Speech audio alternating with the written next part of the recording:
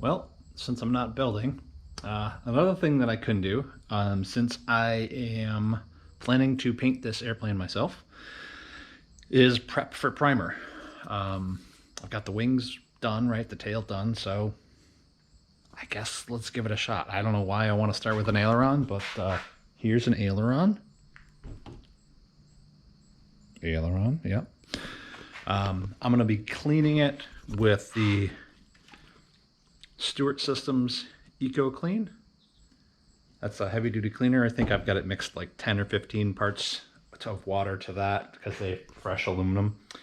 And then after a nice scrub with that, we're going to go to the Eco Etch, which is their etch, and we'll rub that in with some maroon Scotch-Brite. And also it'll be a mechanical etch with the Scotch-Brite and a chemical etch with the etcher. And then we're going to let it dry. I'm sorry, we're not going to let it dry. We're going to sort of clean that all off, rinse it down, and then we're going to let it dry for at least 12 hours before doing a final clean off of it and priming it hopefully this weekend. So we'll see how this goes.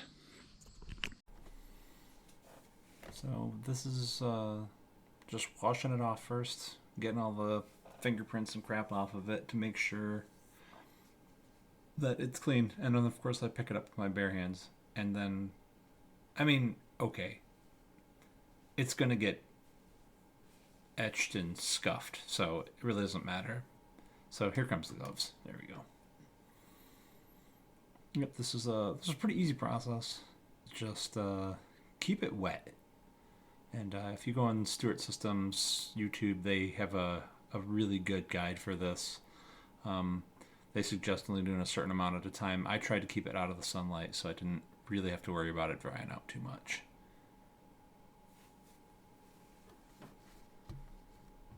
And I found something.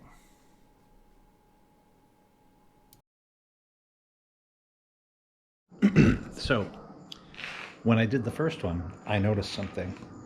On these ailerons, when you put the trailing edge together,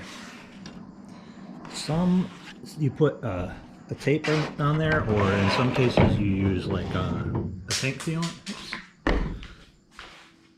And I just aimed that right at the sun.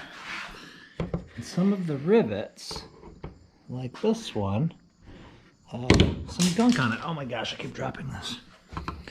And I realized that paint's not going to stick to that. So I should have seen that before and cleaned that off.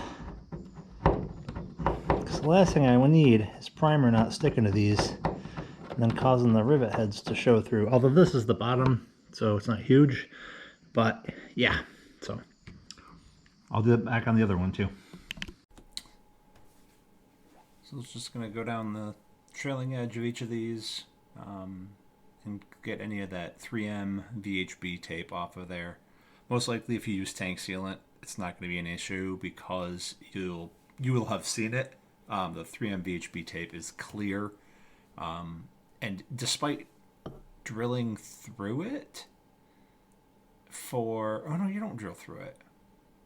You drill through the trailing edge and then you put the tape on. So I guess another way you can get around it is probably just poke holes through it once it's all set. But then you still run the chance of the rivet head, grabbing some tape as it goes. And you don't want that in your paint.